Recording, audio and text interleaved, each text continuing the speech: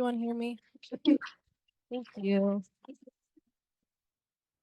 Thank you, everyone, for being here. Thank you, Rebecca, and for all of IRWG staff for helping so much to bring this together, and for CEW Plus for also co-sponsoring this event. Before transitioning into letting the panelists introduce themselves, I just wanted to give a little background on Black Women Birthing Justice, the collective and organization whose work really helped to launch this book project. So just a little bit about BWBJ, or Black Women Birthing Justice's story. They were started in 2011, and this was really a grassroots collective, and they're now a nonprofit based in Oakland, California. And the members identify as Black women and individuals across the African diaspora who are committed to transforming the birthing experiences of Black women and birthing people. And as provided on the slide, they define birthing justice as part of a wider movement against reproductive oppression. It aims to dismantle inequalities of race, class, gender, and sexuality that lead to negative birth experiences, especially for women of color, low-income women, survivors of violence, immigrant women, queer and trans folks, and women of the Global South. Birthing justice exists when women and trans folks are empowered during pregnancy, labor, childbirth, and postpartum to make healthy decisions for themselves and for their babies. And so much of this work with BWBJ grew from these conversations between Black women trying to better understand why they experience so much disempowerment during their experiences with pregnancy and childbirth. And from those conversations grew this commitment to hold space for Black women's experiences and to transform their experiences in childbirth. What I also wanted to briefly talk about is the fact that birthing justice is very intrinsic to reproductive justice more broadly. This was a definition that's provided by Sister Song, which is a women of color reproductive justice collective based in Atlanta. And they define reproductive justice as the human right to have bodily autonomy, the human right to have children, to not have children, and to parent the children that you do have in safe and sustainable ways in your communities. And so I just want that to be a reminder that we all have a reproductive life, even if we don't have the capacity to birth children. And so I really want us to be able to critically engage with what does it mean for us to work towards a world where we all have access to those human rights and not at the expense of others' human rights as well. And so I think with the ongoing war in Sudan, with the effects of tech consumerism in the Democratic Republic of Congo, with the ongoing genocide in Palestine, and so many other global conflicts, I think it's really a time for us to be able to critically engage both within and beyond these spaces of how we understand that pursuit. Yes, so I hope we can continue to critically engage with that beyond this event. And I also want to make it clear that I'm speaking on behalf of myself and not the co-sponsors. But thank you so much. And we'll get back to this slide at the end, but here are some QR codes in case you want to have access to ordering any of the book projects by Black Women Birthing Justice, including their first book, Battling Over Birth, which you can actually get at a discount code if you would like. Yeah. But without further ado, I'll take a moment to let the panelists introduce themselves and just take a moment to briefly explain your background. And yeah. Do you want to go? Yeah, Oh, go from. Is my mic on? I think so. Okay. Well, good afternoon, everyone. My name is TaNefer Camara. I am a international board certified lactation consultant, maternal health strategist, and also a full spectrum with more of a postpartum focus doula. My background in birth work began about 18 years ago. I'm a mother of 4, so this work is not only my life's mission to change and improve health outcomes and improve the lives of women and mothers and birthing people, but it's also very personal as I have experienced you know, being a patient within the system as well. And so I let, you know, not only my professional experience, but also my lived experience speak for and validate the work that I do. Thank you. Turn this on. Hi, everyone. My name is Linda Jones, and I'm affectionately, I think, known as Mama Linda in the Bay Area because I'm old. I've been a birth and postpartum doula in the Bay Area for 33 years now. I came to my doula journey after I had, well, when my younger daughter was born, a few years after that. I had no idea what a doula was, but when I found out about it, I thought, oh, I could just make a living just hanging out with pregnant women and babies for the rest of my life. So that's what I've done. I am one of the co-founders and the executive director at this point of Black Women Birthing Justice. This organization was formed in a living room after two of our members had gone through births that were not so great, but managed to do it. And then and they were talking to each other and said, you know, we're kind of upwardly mobile Black women, and we've had these kind of experiences. What's going on with other Black women in California when they're trying to have a baby? So they pulled together, you know, 10 people that they knew, and we formed Black Women Birthing Justice. And some of us who had no idea became researchers, and we did a active research project where we interviewed 100 Black women to find out what their birth stories were. And we took them in groups of 5 or 6 starting in 2011 and interviewed them. We fed them, we had childcare, candles, incense, and a recorder. And we recorded what they said. And all their stories became battling over birth. So that book was one of the first research projects that actually put in the information of what we found out in the women's words, rather than charts and graphs and statistics.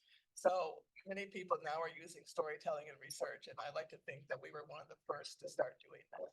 So thank you for having me. Hey, my name is Sayida Peprah-Wilson. I'm a licensed clinical psychologist. I'm also a full spectrum doula, but mostly focused on birth douling. I am a collective member of Black Women Birthing Justice, and joined the team some years later, right as they were doing the very last focus groups. I'm in Southern California. They're mostly in Northern California. And, you know, I was like, well, we could just get a Southern California cohort, just one, and I'll organize it. Just give me all the tools and tell me what to do. And we were able to add on a Southern California healing circle or focus group to add to the Battle Over Birth report. And they've been stuck with me ever since, and we do all the things together. I'm the executive director for a nonprofit called Diversity Uplifts. And one of the things that we do a lot of cultural competency training for perinatal providers to make sure that as they're working with Black women and other people who have high disparity and, you know, in the diverse aspects of people, which is all people have lots of diverse aspects, that they have cultural competency, cultural humility, that they're really thoughtful, mitigating implicit biases and things like that. And also, we support and fiscal sponsor community-based doula and birth worker organizations that are really steeped in reproductive justice and birth justice in California. And so Black Women Birthing Justice is a part of one of the organizations that we support and collaborate with. And, you know, ours is like we do everything together with folks. I am a mother of two daughters. One of them is in the back, my 13-year-old, and I have a 16-year-old as well. I think a lot about their future and, you know, as potential birthers, you know, I'm always, you know, they're like, I'm going to choose if I want to have a baby. You know, they just want me to know that it's not a guarantee, but just in case. And they'll certainly know other people who are birthing, and they'll be in the community to have the information that you could have to inform yourself, so that a lot of the stories that are not amazing come from people not even knowing that they had choices, and not feeling confident to choose providers that respect them, not even knowing what respectful care looks like. And so really wanting, in addition to all of the like great policy work and all the things that a lot of us do, to shift the systems, I think we also could focus on the youth and making sure that they make choices for themselves. That'll be better. So that's my. Thank you for giving those introductions. We'll definitely be hearing more from their experiences. But before we transition into that and reading just a few brief excerpts from the book that each of these wonderful co-authors wrote, we actually wanted to take a moment to let Dr. Alicia Bonaparte, who's one of the editors of both editions of that book, to give a few remarks. And she'll be joining us on Zoom. So hopefully in person we can hear her well. Hi, everybody. Can you hear me? Perfect. Yay. Okay, great. So I wanted to just kind of start really quickly and just introduce myself in the same way that the panelists have done so. So my name is Dr. Alicia Bonaparte. I am a professor of sociology here at Pitzer College. It's one of the Claremont colleges located in Southern California, so not too far from Dr. Peprah. One of the things that drew me into just doing this kind of work is I had the opportunity as a graduate student at Vanderbilt to work with a birthing justice collective of a sort. It wasn't the name that they used, but in essence, that was the work that they were doing. And so as a consequence, I've been doing part of that work for a considerable amount of time.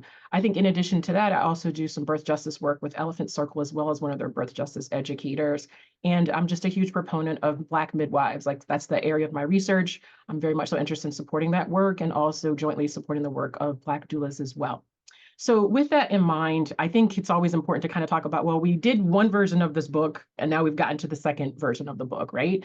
And one of the things that I know myself and my co-editor, Chinyere, were interested in kind of doing is making for sure, is it time, right? Is it time to do a thing? Well, one, the first book did extremely well. We were very excited that there was a huge reception for it. And so when the time came for Dean Berkenkamp sent us an email, actually sent me an email in June of 2021 saying, hey, would you be interested in doing another one?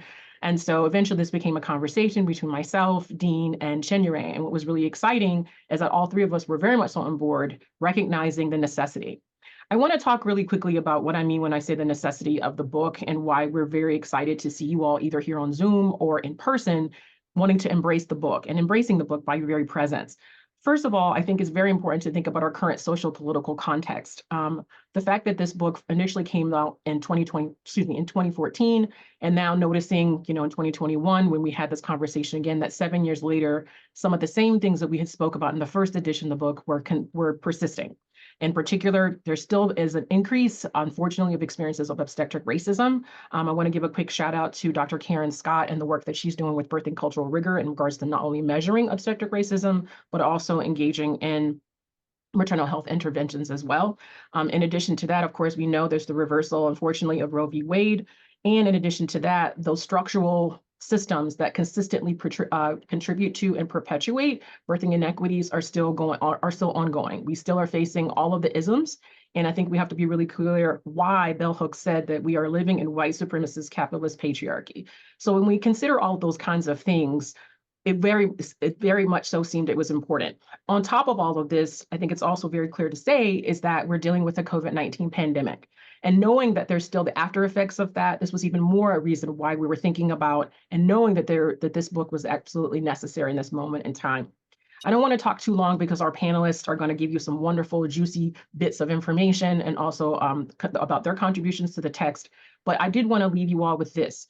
I'm hoping that when you all take away after having read this book, that you think about a few things. The first of which is thinking about the adaptability of Black birth workers, whether they are doulas, whether they are midwives, whether they are communities of support. One of the things that the pandemic really has shown people in a lot of ways is the necessity of adaptability, but also the ways in which communities of support can aid in the birthing experiences for many Black women across the diaspora. So not just speaking about here in the US, but also across the diaspora.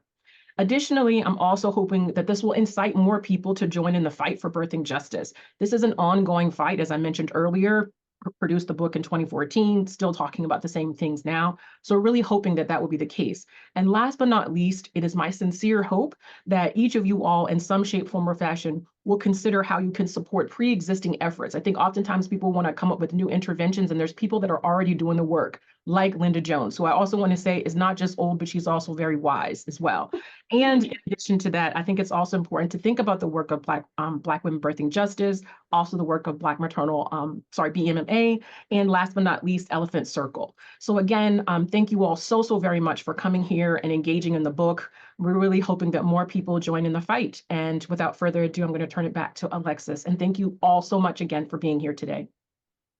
Thank you so much, Alicia. I hope everyone can also take some time to check out her scholarship as well. It's very incredible, and talking about the incredible importance of Black midwives. Yes, so before we transition into the panel questions, we did just want to take a brief moment to do some excerpts from the book, just because we know probably most folks attending haven't gotten a chance to read it yet. So hopefully this can perhaps inspire you too. But yeah, do we want to start from this? Yeah. Yeah. Yeah, you want to start? Okay. Yeah. I'll start.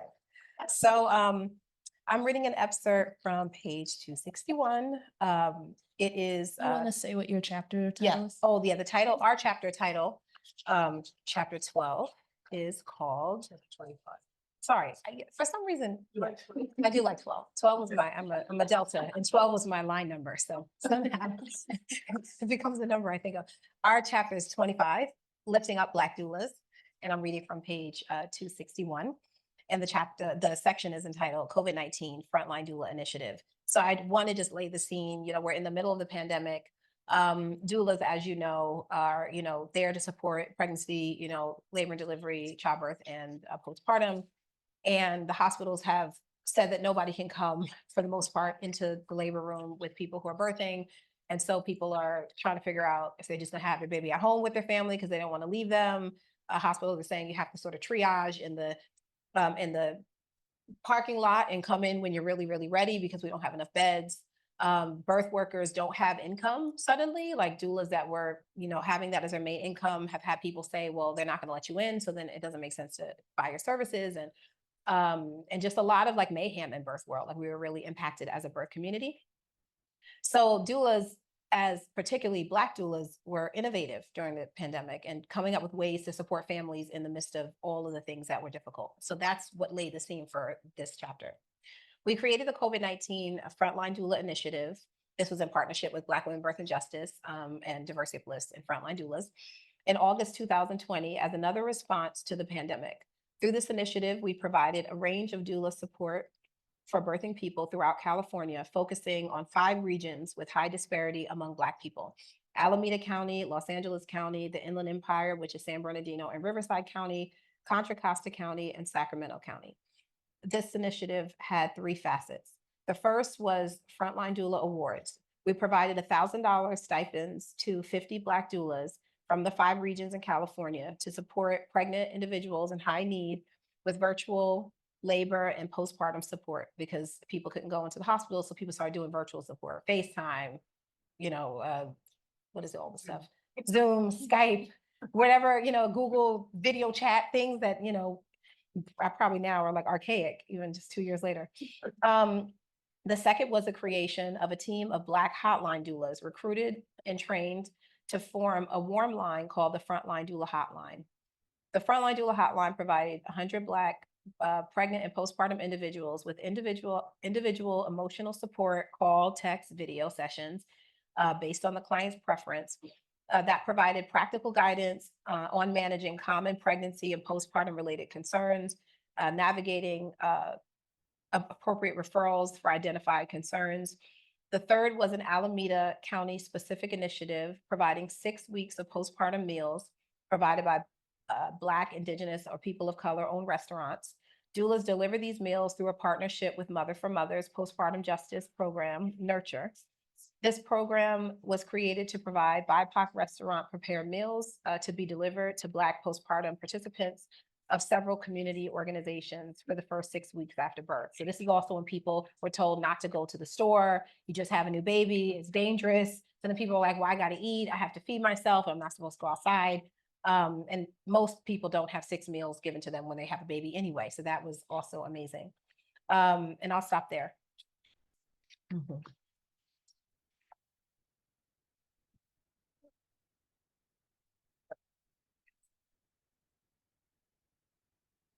Okay. Am I? Yeah, am I it on? needs to be a second. Okay, my reading is from the same chapter, chapter 25, which is lifting up Black doulas, Black women organizing to reimagine birth work. And I'll set the stage a little bit for this, what I'm going to read. Back, back in the day, I had this dream that I actually wrote it down, that I wanted to, at some point, train community women to support other people giving birth in the community. I did this because when I started doing birth work, I wasn't working with Black women because Black women had no idea what a doula was. And I knew I wanted this to be my livelihood, and only white women knew what doulas were and could afford to pay me. So that's who I worked with. And as I was working with them, I was like, they don't need this as much as the little girl in East Oakland needs this. And so I always thought I want to be able to live long enough to do that. That's my dream, to train people who live in a community to work with the people that live next door to them. So the beginning of this journey started in 2014. An organization called the Birth Justice Project, or BJP, obtained an Alameda County Public Health Department grant to provide an intervention program for formerly incarcerated women that use doula training to prevent their return to prison. BJP was comprised of young white women who felt they would not be appropriate people to train the demographic. So they came to BWBJ to ask if we would facilitate this training as this training for and with them, to ensure that the new doula cohort would not be stigmatized as an exclusively formerly incarcerated doula cohort and supported within a like-minded team. BWBJ included low-income women of color in the training. The group became the very long name, East Bay Community Birth Support Project. So that was the beginning. And now at this point, I am training young Black women to become doulas and also Medi-Cal providers, because the state of California and the January 1st, 2023 came up with a bill that will pay Medi-Cal beneficiaries to have free doulas. There's some issues with that, and Sayida and four more people sat with the state. They were sorry they picked us, but they came to love us in the end, and help them comprise this bill and make sure it was a bill that was viable and that people would want to sign up for.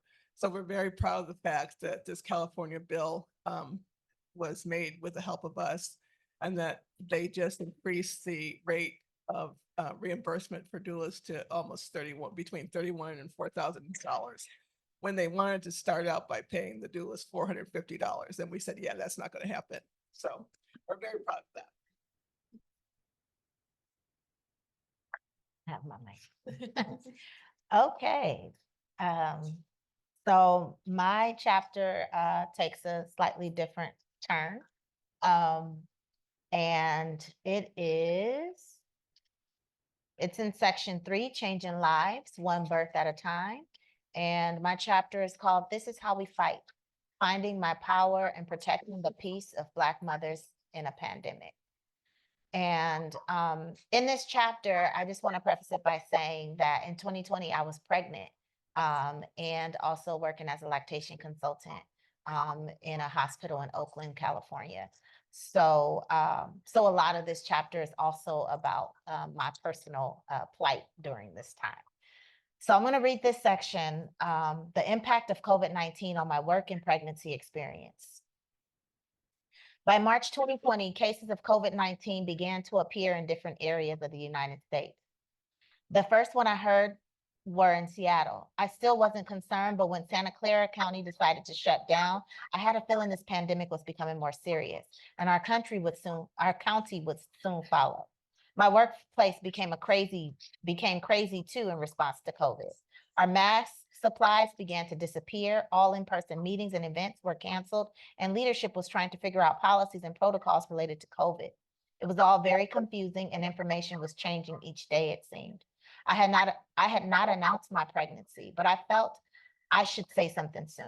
I was concerned the stress of working in the hospital, not really knowing what this disease is, how it spread, and what to do if you were infected, had my anxiety at an all-time high. I had an increased heart rate while at work and often would have cramps and abdominal pain while there. At times, I thought I was going to have a miscarriage because I too was worried about my own health and safety being pregnant during this time. I knew I had a long way to go since this baby wasn't due until August, and my goal was to carry him to term. Tensions at home, stressors at work, being a Black female and over 35 years old increased my risk of preterm birth. Black women experience preterm birth at a rate of 14.4, nearly 50% higher than the rate among white and Hispanic women. I never had a preterm baby before, but I felt I was at the highest risk now. I think I'll stop there.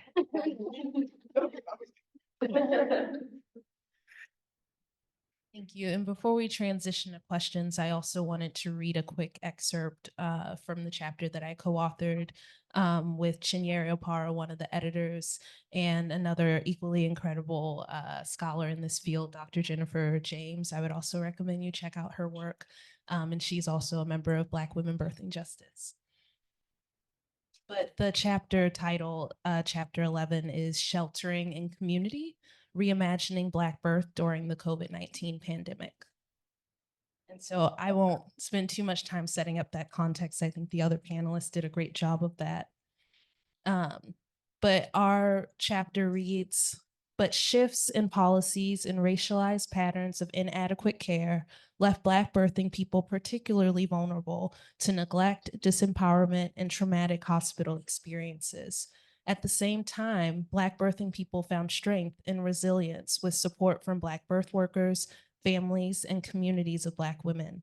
Lack of access to care and services during the COVID-19 pandemic, particularly during the prenatal period, necessitated a reliance on a village outside of the walls of the clinic.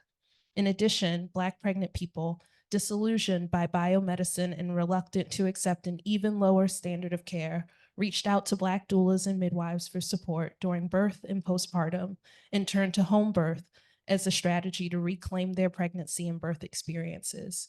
Rather than seeing this shift towards birthing in community as a short-term characteristic of birthing under lockdown, Black communities, birth workers, and birth justice advocates can seize this moment as an invitation to a new vision of pregnancy, birth, and parenting.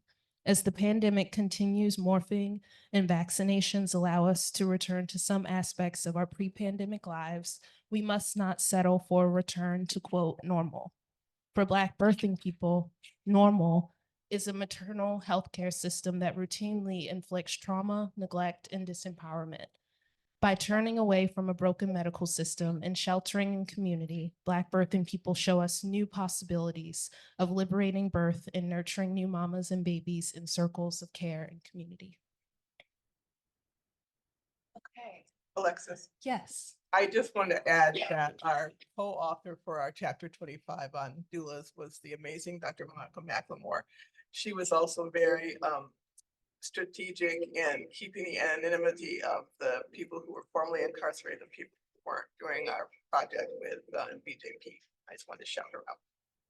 Also another incredible scholar and contributor to this movement's work. So yeah, let's get into some panel questions and then we'll transition to time for audience questions. We'll try to probably keep the panel questions a bit shorter to open up those audience questions. But my first question for the panelists is, I'm just curious of what motivated you all to contribute to this new edition, and what's one key takeaway that you hope people can receive from reading your chapter? Okay. So I wanted to contribute, and my motivation to contributing to this edition really was I wanted to tell a different story. I was tired of the headlines talking about how Black women were dying. I was tired of, just all the negativity surrounding Black women and pregnancy and birth. And I wanted to show that it could be different. It could look different, and that it's not by accident, it's not by luck, or magic that some of us, actually have healthy outcomes, but that there are very specific things. So like having a Black midwife, choosing to have a home birth, having a doula or two or three sometimes. You know, like doing things outside of what the system says that we have to do, because we understand and we know that it is the system that is actually causing us harm and is the reason for a lot of the disparities that we are faced with. And so I wanted to tell a different story. And so that was my motivation.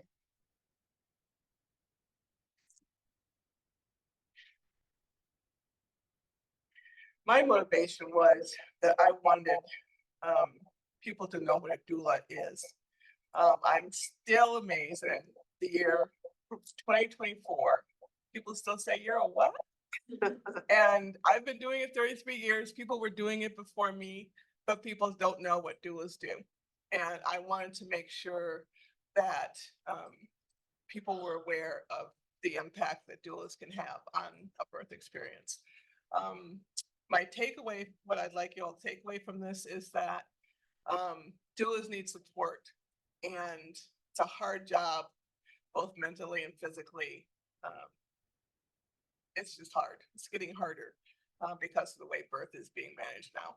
And I use the word managed in a negative way, but they have to do it differently, and they need to be supported. And the grassroots people who are organizations that are helping them need to be supported as well. We cannot keep doing this work for free. I don't think doulas should be volunteer. There's a hospital in the Bay Area who's all of a sudden got a doula program, but it's volunteer. No one should be volunteering in 2024, especially Black people. We can't do that. We just cannot do that. Slavery is over, and we cannot do that. So we need, if any of you are out there with lots of money or even a little bit of money that you'd like to give us on a monthly basis, please do that to support us so that we can keep doing this work and having more and more people realize that doula is a word for someone who does very important work. I was motivated to contribute to this book because I want people, people are hearing so much about the statistics around maternal mortality, around infant mortality, around all the morbidities. And it seems like there's okay, what can the system do? Which we do want the system to do different things, since the system is set up in a way that has these disparities really active. But there are infinite numbers of solutions in the Black community. And a lot of people are putting lots of money, research money, programs money into, and not that universities can't be great partners. Mills College was a great partner for BWBJ when we put the Battling Over Birth report out, and basically allowed the community to run their own research study with the support of systems that could say, yes, this will be respected by the other people who care more about a research study than hearing the stories of what people are actually saying. But the community is very solution focused, and when you're trying to figure out how to support your own community, you can be very innovative. And I wanted us to show people that in the middle of the pandemic, when all that hospitals could figure out is leave the woman isolated by herself and put her in a corner somewhere and tell her to figure out by herself whether or not she's actually in labor enough to come back in, with no plan for the emotional, psychological, even physiological support to people who are in. Most people don't give birth in our generation 10, 15 times, 1, 2, or 3 times in your life that you have the most intense experience. And that was how the system set it up. By yourself, isolated with no support, less help, doctors less available. And in the community, we said, no, we could do something about that. You're out there, you're scared, you don't know what to do. We'll figure out how to use technology to make a line and bring doulas together who are willing to do it, to just be able to guide you a little bit on how to have a more comfortable pregnancy, to have some labor and delivery strategy for yourself, since you're gonna have to go it alone. And with very little money, we were able to do so many things. And I wanted people to see what a handful of Black people did for a whole state. You know how many counties? I mean, our counties are some of the biggest counties in America. Mhm. And it's very sad that if you see how people are funded in California, those organizations that could come up with an innovative strategy that was amazing, and many of us still, all of those things we still do, are not sustainably funded. where some of the hospital systems and some of the systems continue to get millions and millions and millions and millions of dollars, and they continue to have the same disparities. So if you look at our programs, our breastfeeding rates, 98, 99, 95% breastfeeding rate in almost all of the Black community lactation organizations, or those that have Black community-based work. The midwives, amazing outcomes. The doulas supporting families that have lower C-section rates than you see anywhere else in America. Like, there is a solution in community. And I wanted us to see that. Like, I wanted people to hear the stories and to imagine what you could do in your own states, and that it's possible, and that people should invest that way. Thank you so much. My next question is for TaNefer specifically.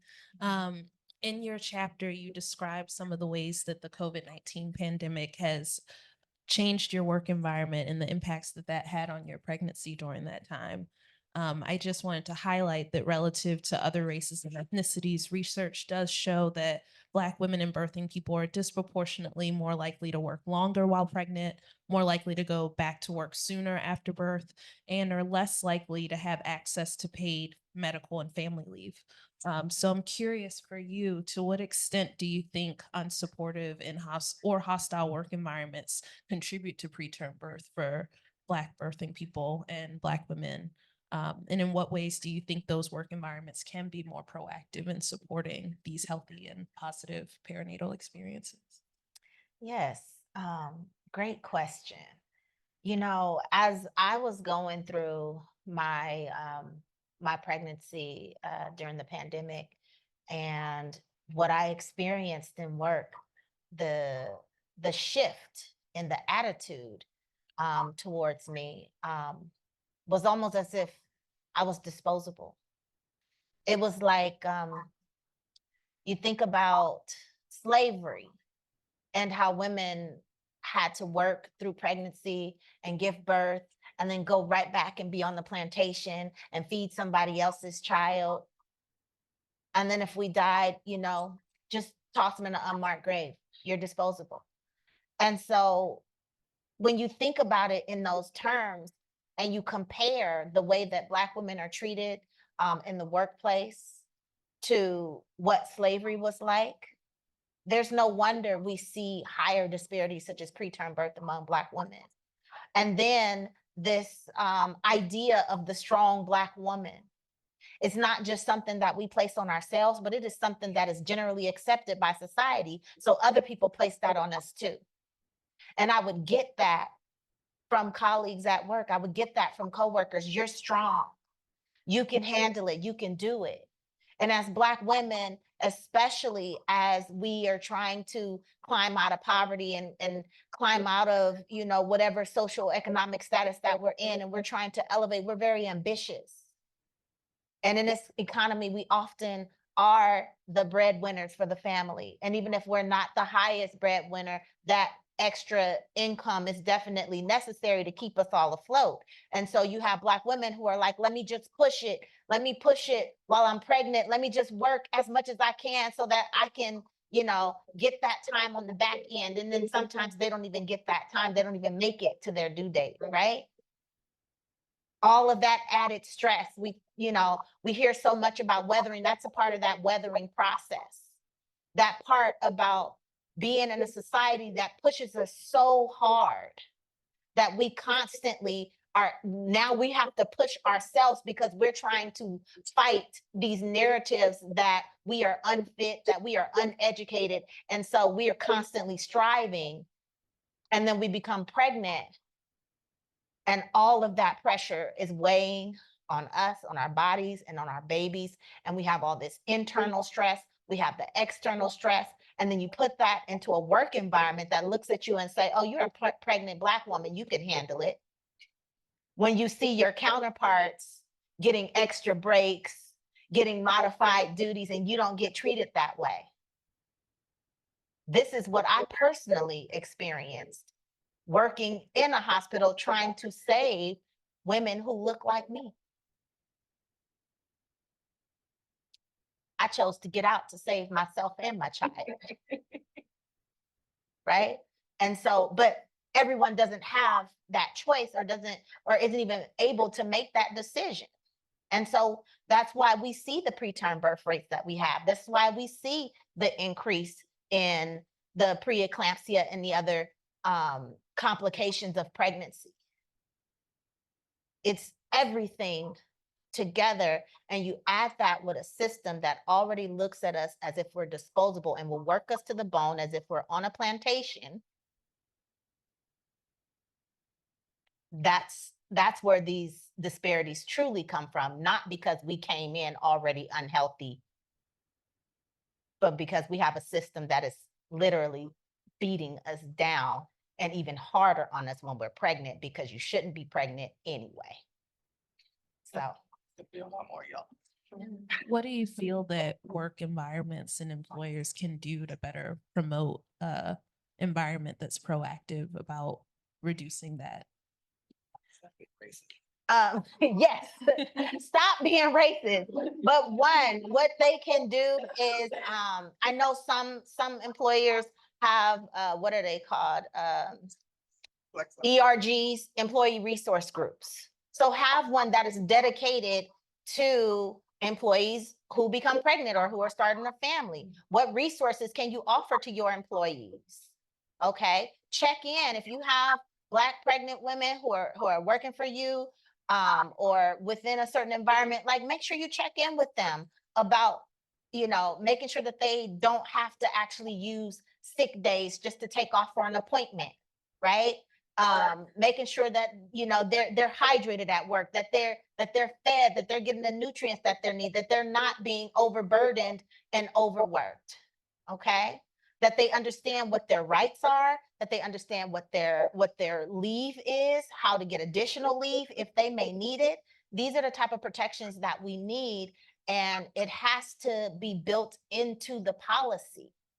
Okay, if we really want to address the disparities in Black maternal health, we have to look at it from all these different angles. And part of it can just come from implementing policies that not only support Black women, but support all women to be healthy and supported during their pregnancy, and to ensure that, okay, well, let's take some stuff off your plate. Let's modify your duties. Let's work on the transaction of, who's going to take your place when you're out on maternity leave, so that you're not stressed that the whole thing is going to fall apart because you aren't here.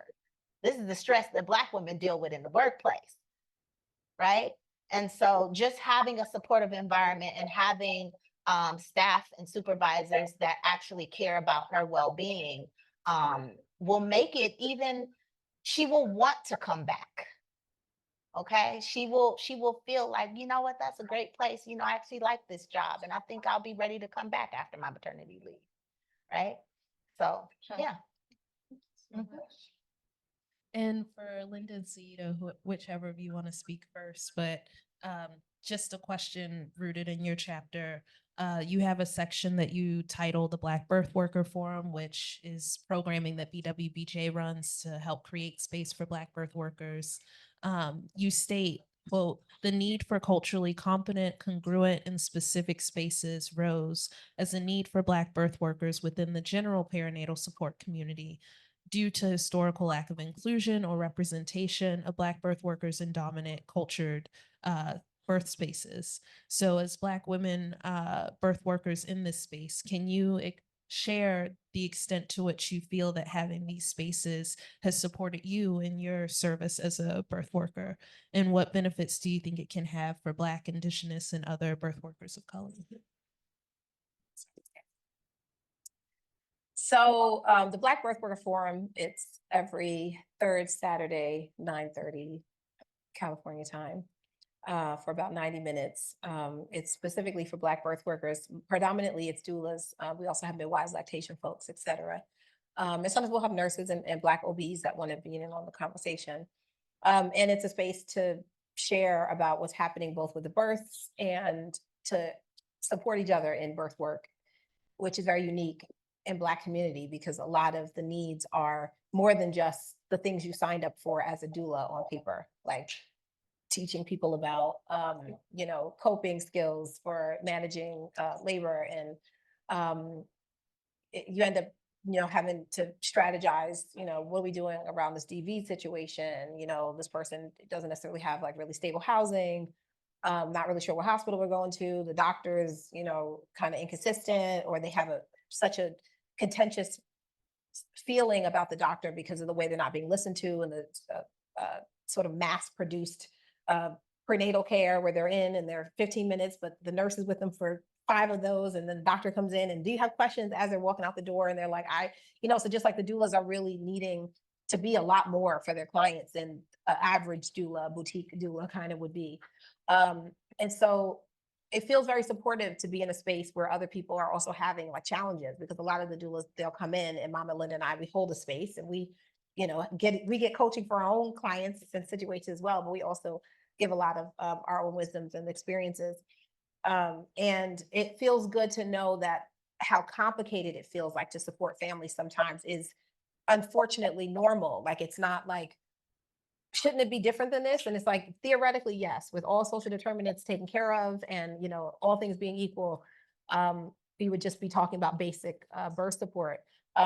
And we can find solutions collectively to these more complicated scenarios, and people being able to share what they're doing in their area for situations like that.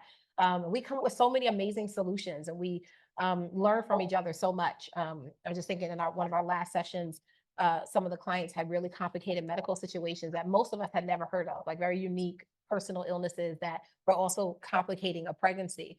And so we all got to like group share and learn about it, and be more prepared for scenarios that we wouldn't necessarily have known to prepare for. So it feels, for me as a person that holds the space, I always like feel like so warm in my heart that we can be available to our sisters doing the work in different places. And we often, there are people come in, I'm not doing this anymore. I'm giving up birth work. I'm leaving the field. And then, Mama Linda coaxes them in, and, yes, we know it's difficult, and, give us all your frustration, now go back out there. And that feels nice to keep supporting the community that's supporting so many. Yeah, and the important thing to me about doing this, and the reason we started, is because Sayida and I would talk, and I'd say, somebody called me from so-and-so, they want to know about this. And she goes, I know people you call me, I don't even know where they get my number or whatever. And we decided that we needed Let's tell them to call us on this day. let's just have everybody call on the same day. And so, as I said earlier, doula work is hard work, and to do it all by yourself is very lonely. And I truly believe in my heart that they need mentors in this work, and they need someone who they can come and debrief some of these births work with, because some of these births, I remember, because I worked pretty much alone my whole career, and I can remember leaving hospitals sometime going, I don't know if I can do this anymore, because what I just witnessed up there, and this was with a white woman, what I just witnessed up there was like watching a gang rape, and I don't know that I can keep doing this kind of stuff. And luckily for me, I had a friend who I trained with who was a white woman, but my sister, and I would call her and I'd say, Anna, I have to talk to you about what just happened. And we would sit and cry and talk about it. And I think it's really important for doulas to have a space where they can come and say, either I went to the most amazing birth so that we all can still have hope that those are out there, or that this thing happened that I can't believe happened, and I had to witness it. And how do I hold that? How do I keep going when I witness that? I don't know if I can do this anymore if I have to watch this again. And so it's a place where we can do that. Most doula training organizations train people for a weekend and go, okay, you're doula now. Bye. See ya. Hope you can find clients and make a living doing this. And I just won't do that. I will beg and plead for money until I'm blue in the face so that I can have mentors paid as well, because I don't want to train doulas to just go out there and be alone. I want them to have someone they can talk to and teach them about this career, because it's a beautiful career. I've loved it. I travel 4 times a year, and everybody's like, where are you going now? And I'm like, I have to get out of this country, so I'm going somewhere. But you can do this as a living, but you have to have support around it. You have to have someone to help you so you don't get burnt out. And if you're out there all alone and nobody to answer your questions, or nobody to say, Sayida, it's okay, we understand how hard that was for you, and you can still do this, and we're gonna love you through this. And so it's really important to me to have the space. The last one we had, I'm training 20 people right now to be doulas, and pretty much all of them were on, plus all the regulars that normally come, and it was like, we were doing it, there's like a whole screen of faces out here. So it's like, it's finally happening that, we're reaching a lot of people and letting them know that there's support for them out there. They're not alone in this. They do have a village of sister doulas that they can count on. Thank you. I'm gonna ask one more question for everyone to answer, and then I'm not sure what's happening on Zoom, admittedly. A lot of like, yes, yes. Oh, okay. I didn't know if there were any questions coming through on Zoom versus. Yeah, The chat. yeah. Absolutely. I'm gonna ask this one last question, and then if there's any lull in audience questions, I'll return to the other ones I have. But just to sort of potentially wrap up the questions I have, in what different ways do you feel we can support Black-led and Black-centered infrastructures of well-being for Black birthing families? And what might that look like on an interpersonal or community, cultural, or institutional levels?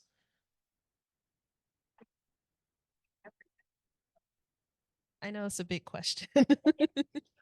I didn't know if you all had any different thoughts of, yeah. Ooh, I turn the mic back on. Let's see.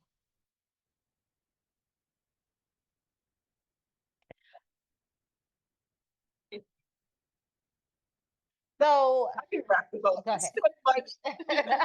look, we need money to do this work.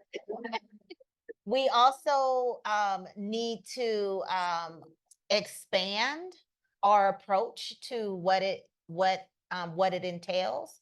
So this isn't just about it's not just having a doula. And I've said this over and over again, that we're walking doulas in the burning buildings if the system does not change, right? And so not only do Black people and Black communities need access to doulas, they need access to lactation consulting. They need access to options outside of hospital births. So whether it be a birth center, whether it be having access to a midwife who does home births, we need options, because everyone doesn't have to or need to or want to go into the hospital. We also need support, more support around postpartum. Okay, we need childbirth educators. We need pelvic floor therapists. We need postpartum therapy, because trust and believe, people are going into the hospital to give birth and they're not coming out the same. Even if you had a good birth, you are not the same person you was going in. And so you might need therapy. Even in the best case scenario, you need a therapist, and we need access to culturally appropriate therapy. And then we also need support for the social system and connection and things. Our communities are broken and fragmented and stuff now. And so we need something that holds all of that together. And that's a lot of the work that, both Mama Linda and I work with the Beloved Birth Black Centering program, and it's doing an excellent job of bringing all these things together and embracing people in a community and wrapping them around with not only care, but with services and resources. And so those are the things that we need, but it takes money and funding to do that. And so we need to continue to support those efforts, write them into policy so that it's accessible to everyone who needs it. And I'm going to put this, I know it's going to be really hard, and it always says it takes a long time, but the systems have to change. We have to understand. We were just talking to a young nursing student, and she's like, but how can they give birth without an epidural? I'm like, this is what they're teaching you in the hospital to stop. You got to stop that. You have to let people realize that everything is not medical around birth. Yes, there are times when that's necessary, but most of the time it's not. Women's bodies are made to have babies, and if left alone, it does it such a miraculous way. systems have to change. We can't keep teaching doctors and nurses that it's impossible to give birth without pain meds or being in a hospital. That's not a fact. People have been, we were laughing. We're gonna start change. We're not gonna give this away. No. Never mind. You'll see soon, coming soon. We're coming with some t-shirts for y'all. But it has to change. And you know, I sat with a researcher, Sarah Garrett, who's doing research on the anti-bias law that went into effect in California, where all medical people who deal with pregnant people have to take an anti-bias training, which is on the computer, just like all the other trainings they take. So they go and push the button, but there's no accountability. There's nothing to say. I guess it says you took it, but there's nothing to say that I'm going to change now. There's nothing to track if they change. So they can take it and still be biased, which they are. These things have to be really taken serious. You know, there's no accountabilities for doctors in this country. I say that the only two jobs that you have where you can kill somebody today and come back to work tomorrow are doctors and policemen. And that's got to change, especially for Black people. We can't keep doing this. As TaNefer said, we need choices. There's other ways to give birth. And we need to let Black people know that those choices are out there. We don't know this, just like we don't know if there's such a thing as a doula. Doctors aren't telling them they're doulas. They don't want them to know. So it has to change. And yes, we need money. And as Sayida said, during COVID, our two organizations got together and on about 35 cents put together 3 programs that had amazing success. And I guess funders know that if you give Black women, you know, $5, they'll give you like $1,000 worth of outcome. Mm-hmm. Along with the strong Black woman myth, we need to let that go. We need to retire that. Yes, we can do it, but why should we have to? If you can give March of Dimes billions of dollars to do what we are doing for free, then we need to get some of that money. Absolutely. We really do. Because we're in the community. We know how to fix this stuff. I sat on the preterm birth initiative with UCSF, and our job was to, you know, TaNefer was there too, was to go over these grants, Review and research review proposals. research. And I always wonder why they invited me back. I would say, I won't say the word, are we still doing this? Why are we giving all these white women money to research what we already know the answer to? So she can write a paper? She doesn't go back and fix it. She just writes a paper. Now she's an expert.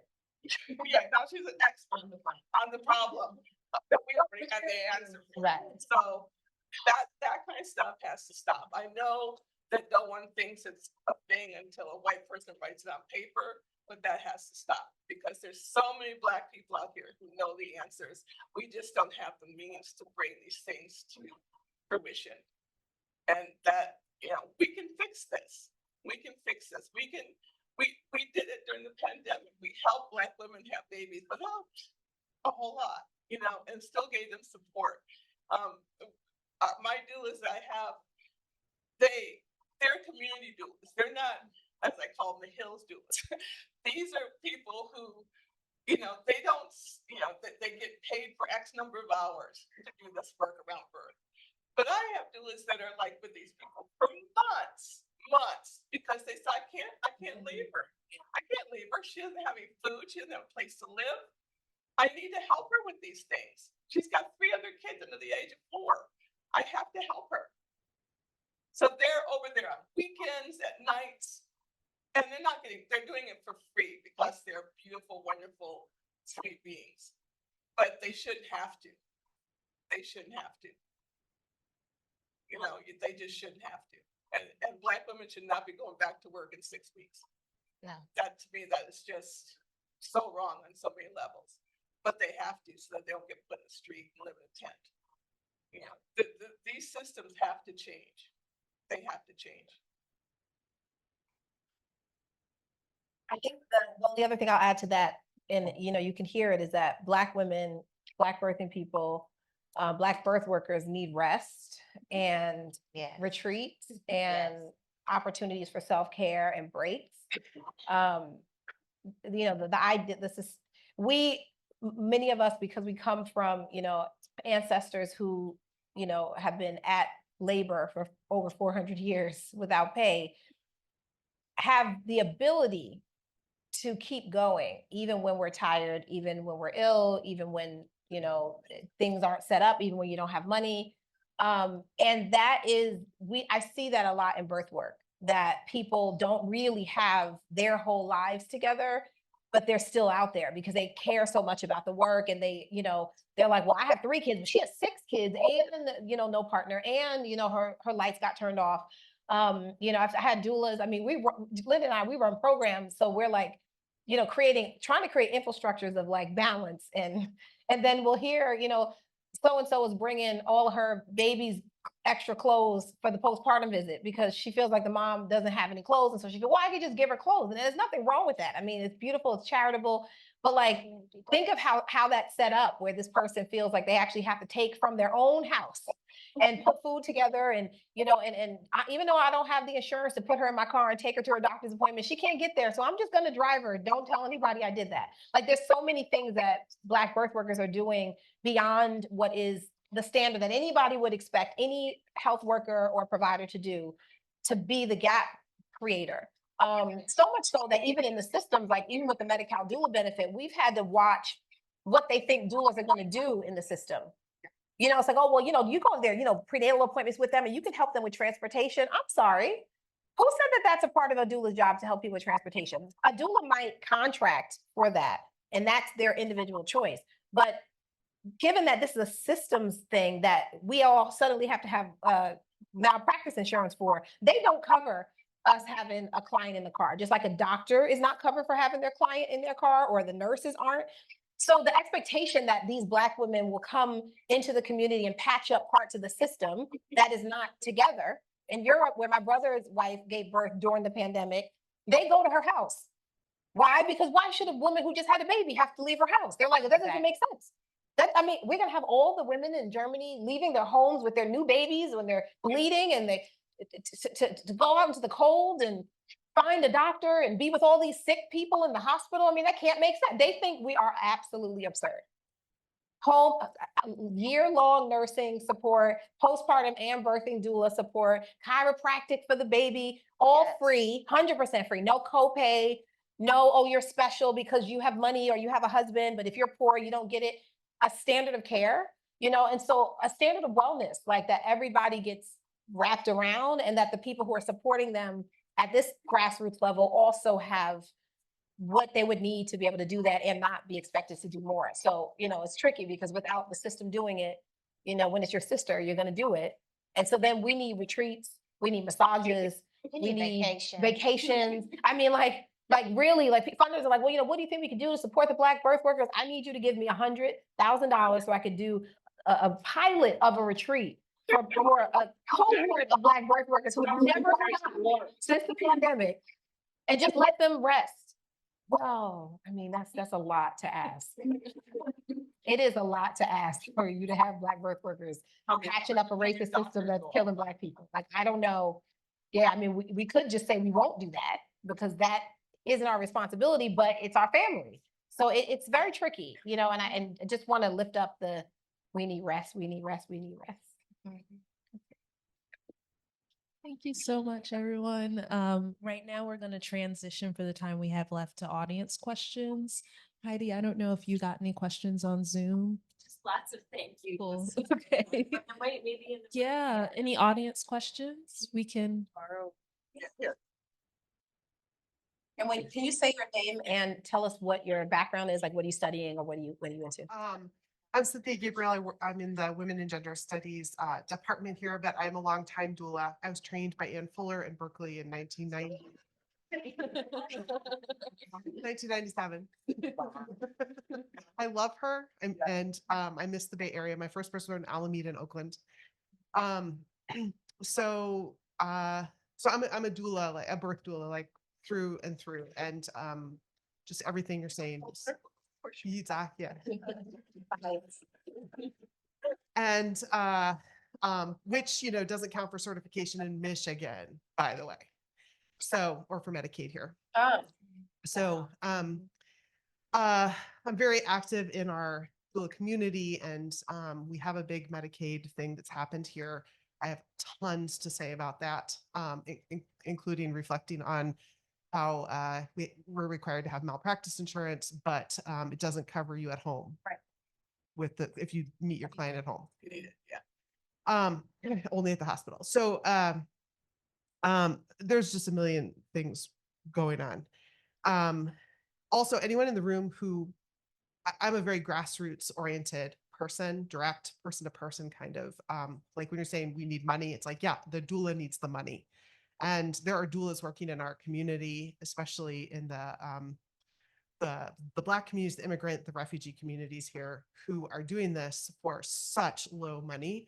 And there are nonprofits that are trying to pay them salaries, but it's like $800 a month to attend like 20 births. If you want to really support the doulas actually doing this work, I can tell you where to send your money. Like I know their names, and they're individuals who could make more than $800 a month. So here's, I'll come to my question. I've been researching birth disparities for basically since 2004. I remember in 2004 talking about health disparities and people being like, are you sure? That sounds like a really big number. That can't be true. Go check that again. To today, where my undergraduates come into the class already knowing about it, whether they're Black or white or brown, they already know about the disparities, and that is a great thing. I am on the other side of this now, feeling so horrible for my students of color looking at their future birthing lives, where I feel like they're just bringing this despair with them, which I understand based on the statistics, but also want to be offering this doula vision of what reproductive life can be like how uplifting and empowering and amazing it can be. And so part of me wants to see some chapters out there, people writing about this. The stats are really bad, and most of us are gonna live and give birth, and how can we do this more joyfully and in an empowered way? Which Thank you for that. Yes. Read my chapter. Because that is exactly what I talk about in my chapter. So I didn't mention earlier, but I have a private practice, TLC Consultant in Maternal Healing. So I provide one-on-one support, individual support for families around lactation and breastfeeding. And of course, I bring my doula hat with me, because when I'm working with those community moms, like I'm rolling up my sleeves and getting in there and doing what needs to be done. If I got to cook, if I got to clean up, if I got to bring them groceries, like it's going to happen, right? So one of my signature programs is Midnight Milk Club, a late night virtual support group for mostly Black women, but I don't exclude anybody. So and people are welcome to join from all over the country, Friday nights at 9 p.m. But in my chapter, I talk about the community of women. So 2 communities, Midnight Milk Club, and then my doula also brought together all of the women that she was working with. And this was a group of Black women who were all planning home births. Some of us had previous children. Some of us were first time moms, but we all were planning home births. We all had either Black or Latina midwives of color, and they were supporting us. And I want to say maybe one person out of a group of like 20 something Black women, everyone had a successful and healthy home birth with Black midwives or another midwife of color, with Black doulas, we shared everything from just having a space to talk about what does it take to even mentally prepare to birth in this way. And to do it in a pandemic, invaluable. And so it's happening. And those stories need to be highlighted because too many young women are saying, I am scared. I am terrified. There are people who are like, I don't even want to have children anymore. Forget that. Like, there's too many ways to die, and I'm not choosing to die that way. Right? So it is happening. We have to make sure that when we talk about, if you're going to talk about the maternal mortality rate, for every one woman that dies, 100 women will suffer a severe maternal morbidity. What happens to those people after that? Because we don't hear from them anymore. We got to highlight those stories. And so I'm not going to tell y'all everything, but that's my next project, right? But it's happening. There are stories of women, but get out there, find out who the Black midwives are, who are supporting Black families in out of hospital births, and you will find those stories. Yeah, we walk a very thin line when we're talking about what's going on with Black women in birth, and I'm really kind of over the 3 out of 4 with that. You know, that is scaring to many people, and there are more of us that are living than are dying, and it's horrible when it happens, and it does happen way more than it should. But there are millions of people that are Black that are having babies that are not having that problem. There is the morbidity issue though.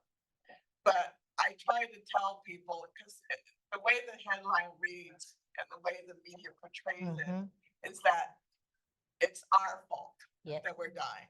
The fact that we're Black is why we're dying. That's not why we're dying. There's nothing wrong with Black people. We've been having babies for a really long time, and they don't know how to make us stop. They keep crying, but they don't know how to make it stop. We're very good at it. And I try to tell the young people that I work with, it's not the fact that you're Black, it's the fact that you're Black in America that you're dying. And because of the racism and that you're not being taken care of the way other people are being taken care of, that's the problem. But you have to read way down in the article to find that out. Yeah. That's not a very big splash, but no, the other one is. So I try now to bring joy into it. Yes. You know, if I hear of a great birth, I try to tell everybody, you know, about it. I'm a photographer, so I try to get into any birth I can to take pictures of beautiful Black births. I took her baby's first pictures. They're gorgeous. If I may say so myself. They are I'm gorgeous. not going to say that. But I want for beloved birth Black centering, I take their maternity pictures for them so that I can show them how beautiful they are. Yes. They may be low income. They may be living in one room with their children and having all kinds of issues, but they're so cute. They just get dressed up in the whole thing. You know, I had one who made her own outfit. It's like this orange gauzy thing. She took pictures at the beach, and she probably weighed 300 pounds pregnant, but she didn't care. She had this gauze and It was this so big, beautiful. bright orange and flowers everywhere. And people were like, what is she doing? But her pictures are gorgeous, you know, and she saw how beautiful she was being pregnant. And that's what I want to portray. You know, I want them to see that there's joy in this, even though everybody's telling them it's not. Yes. I think the only other thing I wanted to say is that when people are talking about statistics, it's helpful to understand all the statistics. So they say, you know, Black women are whatever times more likely to have death than white women. The other statistic that's super important is that it used to be 60 to 80%. Now it's like 80 to 90% are preventable. So when you look at it, you then think to yourself, well, what's preventable? What were the preventable conditions? The other thing is, you know, we're saying Black women are, you know, 2 to 6 times more likely, blah, blah, blah. But what we could be saying is in the American hospital medical system, Black women are this amount in comparison to white women. You could then compare that to the midwifery system. But among home birth or birth center, people who are having labors and births managed by midwives, their percentages, then you'd be like, whoa, whoa, whoa. Right away, you'd be like, just with the statistic alone, I think I might make a different choice. I want to know what my options are. You could then do internationally, Black women are this amount, like in comparison in other nations than Black women in America. Or that women in general are dying more in America, white women. Let's just go to the white statistic. Because I think that's interesting that nobody ever talks about the white women statistic, which I always want to tell people because I'm like, y'all might want to pay attention. This is not just for Black people. If we solve it for Black people, you're going to benefit. Because the system by itself is problematic. America in this system has more maternal mental health issues, more morbidity, more mortality for white women than any other first world nation. It is drastic when you see the bars. You're like, I might want to give birth in another country, which, by the way, lots of white women are doing now, going to other places or having midwives who are not trained, or doctors who are not trained in America to do their labors here. So the statistics, as researcher and academic people, and we're in this academic space, we actually have the opportunity to really tease out what the statistics are. And because I sit on the Maternal Mortality Review Committee in California, I've looked at the statistics a lot because I know what the stories are behind it. And I'm like, but if you just isolate out the scenarios that were preventable, that we, right as a committee said, yeah, the system, that was preventable. That shouldn't have happened. That could have been different. Now, what are the statistics? Without the outlier of medical problematic behavior, neglect, whatever it is, how many people would have died? Then you start thinking, well, okay, if I have a really thoughtful doctor and they're paying attention to me, and if I understand my own healthcare, and if I advocate for myself, and if I have a doula, and if I have a lot of ifs. But TaNefer and I, we were like, okay, yeah, I'm not doing that. I had 2 very natural, vaginal, unmedicated, successful births, one with midwives in a hospital, one with midwife at home. And I tell my story to everyone. I did it on Medi-Cal with with no money, with just a hope and a dream and my own natural body that I believed in, and other people who believed in me and had helped me have that experience. So it is certainly possible. And, yeah, we definitely could lift that up more. I know we're coming up to 3:30, so are there Yeah, right here. Yeah.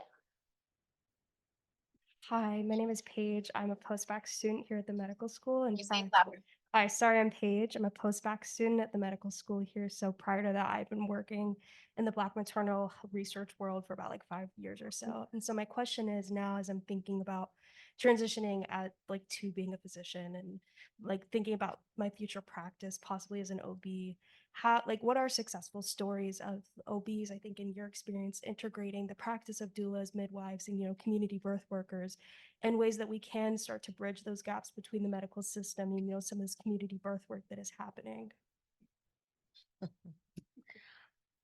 I would say, if you aren't familiar with this person already, look up Dr. Karen Scott. Look into the Sacred Birth Study. Also, any of the publications that have come out since that study is a great example of how someone who is a physician can, she's so brilliant in the way that she even speaks about, what is happening within the hospital systems and everything. But that's an example. Also, with, like I said, we also work with a centering program in Alameda County. And so there's cross collaboration between midwives and with OBGYNs there. And I think what really needs to happen, and I don't see this often enough, but I experienced it in my care, having OBGYNs who also are willing to, decolonize their mindset, for them to have experience and see unmedicated physiological birth in different settings outside of hospitals and birth centers, at homes, to be a part of that process, to understand, patients' decision making and in choosing that route, I think is very helpful. So I mean, some of this is not things that you're gonna get taught in medical school. It's stuff that you have to like go out and seek and search for on your own. But I would say that's a start. Is getting into the world of birth from from that perspective of the midwife. So I would say, definitely like find a doula and a midwife that you could shadow. And just for different perspectives, a doula to understand like that, how to build rapport and understand family and think more than just the medical side, right? So just you're brushing up people skills in a way that is related to birth work. And then with, observe some out of hospital births at a birth center or in home birth. I know a number of OBs that have done that.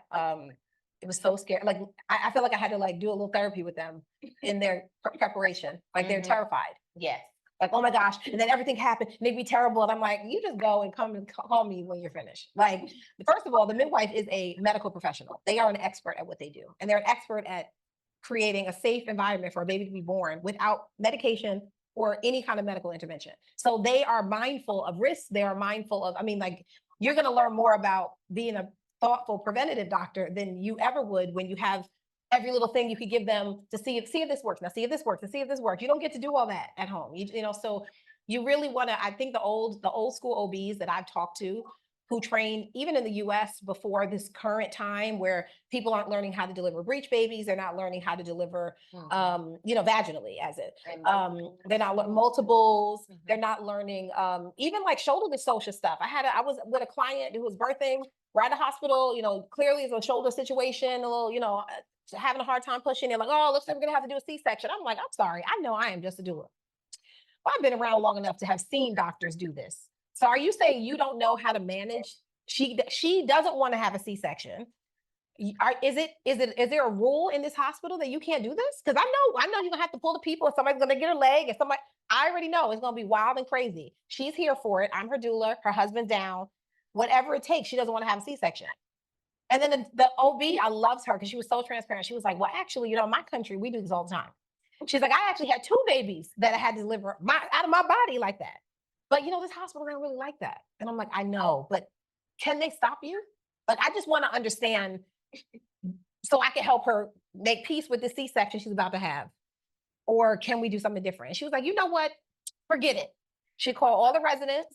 She called one of her chief nurses who she knows how to handle it. She's also old school. And they did what they had to do and this baby came out. And I just think like, wow, none of them would have ever seen that because they don't do that at the hospital anymore. Like, I'm like, I don't understand. You just cut people open when you could have an option. Baby was perfectly fine. There was no injury. So get training outside of wherever the medical worlds that you get exposed to, come into the community, go abroad where OBs and midwives are practicing without anything else. They will show you some things that you need to know. And then you'll be like such an asset to the community because we need OBs. Like, we're talking about all the natural stuff, but we also know when it goes down, we want thoughtful, very skilled surgeons to do what they need to do when it's necessary. We just don't want them to do stuff when it's not necessary because we could have all went home with this baby peacefully. And now we got a C-section and nobody's there. And there's so many other risks that happen with all this. Thank you. Coming from the old one, try not to take everything they tell you in medical school to heart. Get out there and learn what the real world is like. Don't let them beat the compassion out of you. Even for non-emergencies, we need OBs in the hospital who will just deliver your baby and let you be. And not say you have to come in because you're 35 and a half years old and you're 2 hours past your due date. That's not necessary. We need doctors who can see that that's not necessary. And teach the rest of your students who aren't here the same thing. Because we need you. We need doctors of color very much because it's been proven that if you have someone who looks like you take care of you, you tend to have a better outcome. Not always, but most of the time. I remember one of the young women in our Black centering. She had this pregnancy that was a little complicated and she birthed okay, but there were some issues afterwards. And it was a morbidity situation, but she came through it and we talked about it afterwards. And she said, I realized just how serious that was, but I wasn't scared because I looked up and everybody around me looked like me and I felt like I could trust them. That would have been a different story if it wasn't, you know? So even though she had that kind of complicated situation, she still feels like she had a good birth experience because of that. So be that kind of doctor. And I just want to say one last thing is listen to and trust Black women, trust your patients, all women in general, because you may be the expert and you may know of body systems and diseases, but I'm the expert of this body I've been living in for 41 years.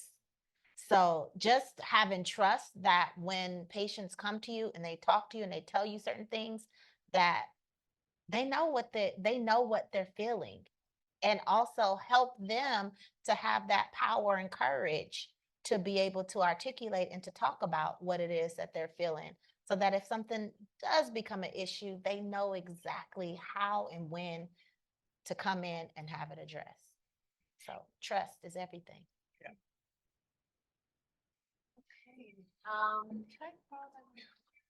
Thank you. Thank you, everyone, for joining us today in person and on Zoom. I think with that, we'll probably transition from the panel portion. If you're here in person, definitely feel free to stay around for the raffle. But just wanted to say thank you so much to everyone who joined on Zoom for joining for this panel today. We're very grateful for everyone engaging with this project. And as I said, hopefully folks can feel empowered to engage with this work and the implications of working towards birth justice and reproductive justice more broadly. So thank you so much. And It's the ex-salesperson to me. Buy the books. buy the books. Have a great weekend. Thank you.